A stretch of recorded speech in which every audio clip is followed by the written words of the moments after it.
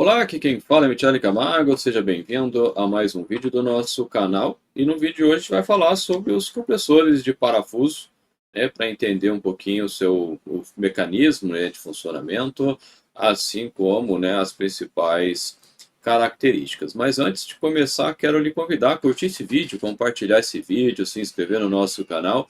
E se os nossos vídeos têm lhe ajudado e você deseja ajudar o nosso canal, você consegue se tornando membro do nosso canal, que além de nos ajudar, você também tem acesso a materiais e a vídeos exclusivos. Bom, sem mais delongas, vamos então ao tema do nosso vídeo de hoje, que são os compressores de parafuso. Bom, já indo direto ao ponto, o compressor de parafuso, como o próprio nome fala, ele é dotado de parafuso. É dois parafusos que trabalham em conjunto.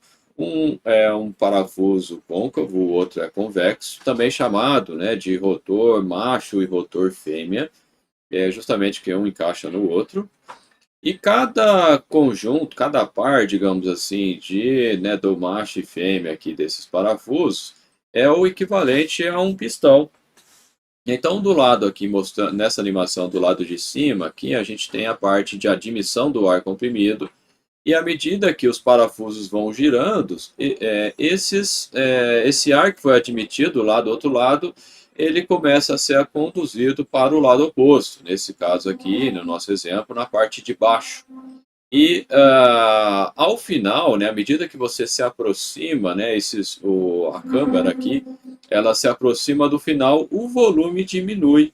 Então a compressão ela é ignorante mesmo, ela é apertando mesmo o ar comprimido aqui. Então, que é o que acontece, por exemplo, no caso dos pistões, que você tem um movimento de sobe e desce, e nessa situação, o ar é admitido e depois ele é comprimido. Aqui é quase parecido com isso, só que ao invés de ser esse movimento de sobe e desce, é o movimento de rotação que vai, provocar esse aumento de pressão com base na redução do volume. E esse princípio vem lá da termodinâmica, quando você tem, a gente consegue entender isso pela equação de Clapeyron, PV igual a mRT, então quando você altera o volume, você altera a pressão e a temperatura, que é o que acontece no processo de compressão.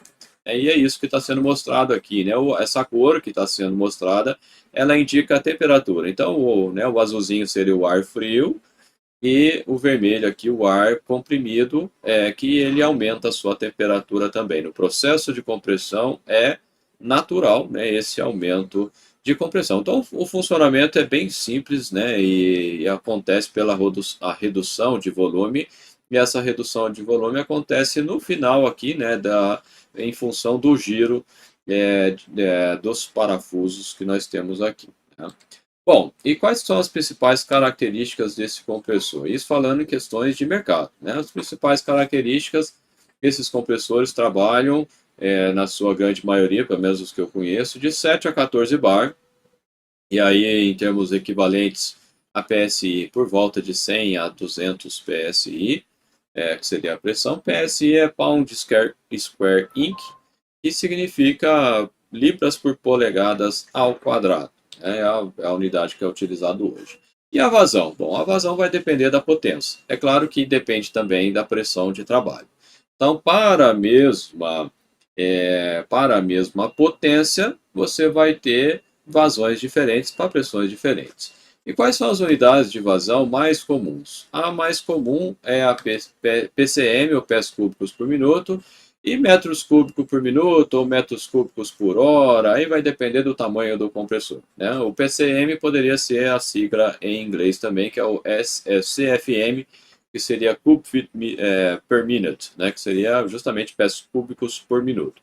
E por que o pés cúbicos por minuto é usado bastante? Porque muitos fabricantes de compressores são americanos, e essa é a unidade que é adotada lá, então é largamente utilizada aqui também, embora aqui, oficialmente, nós estamos diante do sistema internacional. Bom, dito isso, voltando aqui para a apresentação, o que vai acontecer? A gente já até comentou, para a mesma potência, você vai ter pressões e vazões diferentes. Então, se você quiser mais pressão, você vai ter menor vazão. Se você quiser maior vazão, você vai ter menor pressão. Por que que isso acontece? Isso acontece é muito simples. Você tem a potência mecânica do motor elétrico entregue, né, para o compressor, que vai transformar isso em duas formas de energia. No caso do fluido, no caso do ar comprimido, no caso do ar, né, que é um fluido, que é um gás, né, que também é um fluido, você vai transformar isso em dois tipos de energia. Então, a energia elétrica vira dois tipos de energia. A energia cinética, relacionada à vazão, e a energia de pressão, como o próprio nome fala, relacionada à energia de pressão. Então, digamos que o motor elétrico ele disponibilize, né, 10 unidades de energia para o nosso compressor. E esse compressor, então, vai transformar nessas dois tipos de energia. Vamos dizer que é 100% de rendimento, não é, mas só para ficar fácil da gente entender aqui, digamos, né, que a gente tenha, então, 10 unidades de energia, dessas 10 unidades, 5 vai para pressão, 5 vai para vazão, né, unidade de vazão. Bom, legal. Então, se eu tinha 10 energias, passei, né, 5 para cada um. Ah, eu quero aumentar a pressão, mas a minha energia continua 10, né? Então, para compensar, seria o equivalente a você ter, né, vamos dizer que você vai distribuir balas, né, para crianças. Você tem 10 balas e vai distribuir para duas crianças. Você pode dividir 5 balas para cada um, mas se você gostar mais de uma criança do que a outra e der 6 balas para uma criança, a outra vai ganhar 4. Né? Se você der 7, a outra vai ganhar 3. Né? Não tem jeito de você, a não ser que você tenha mais balas disponíveis. Né? Então é a mesma coisa que acontece aqui no compressor, né, no par de parafuso ou qualquer outro tipo de compressor. Né?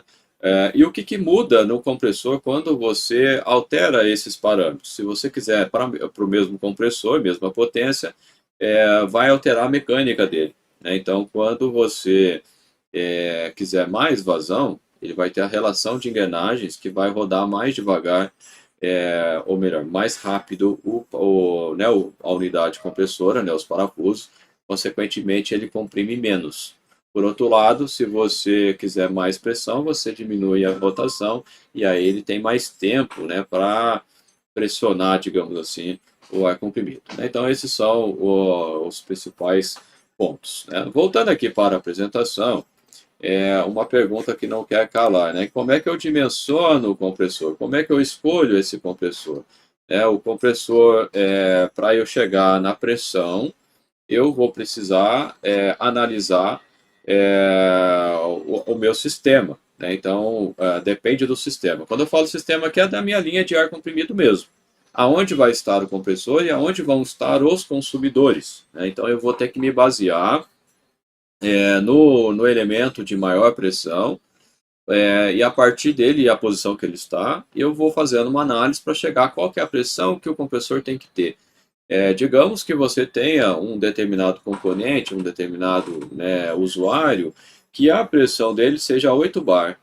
Então, se você não pode comprar um compressor de 8, você tem que comprar um compressor de pressão maior. Quanto maior? Não sei, vai depender do seu sistema. Né? Vai depender de qual a distância entre o compressor e esse usuário. Vai depender, né, de quantos cotovelos você tem, do diâmetro da tubulação, quantos filtros e etc., né, que você vai ter na sua linha. Então, você tem que fazer uma análise do seu sistema para identificar qual é a pressão que o compressor deve ter. Né? E a vazão? Né? A vazão depende dos consumidores. Né? Então, qual é a vazão de cada usuário? Né? Então, eu tenho, quando eu falo usuário, né, as máquinas, as ferramentas. Então, tem máquina que tem 10, tem outra máquina que tem 20 PCM e assim por diante. Né? E também se você tem reservatório ou não, porque você pode ter, às vezes, um consumidor, né, tipo uma jateadora, que não é tão, né, não utiliza o tempo todo, mas quando utiliza, consome muito ar. Né? Então, se você tiver um reservatório, isso facilita bastante também a vida, né, né, a manter a pressão num patamar ali adequado, né? E esse procedimento a gente ensina no nosso curso online, né? Especificação de compressores. Então, nesse treinamento, a gente aborda todos os conceitos que você precisa saber para poder chegar no tamanho certo de compressor, tanto em termos de pressão, como em termos de vazão que o compressor deve ter. E aí, sabendo isso, você só selecionar o compressor que vai atender isso, né?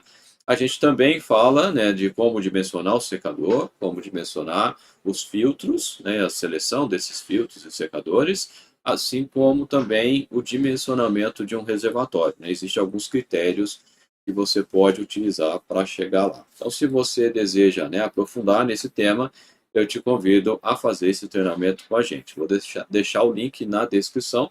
E se você tiver uma dúvida, chama a gente no WhatsApp que a gente pode lhe ajudar. Beleza, pessoal? Um abraço e a gente se vê no próximo vídeo.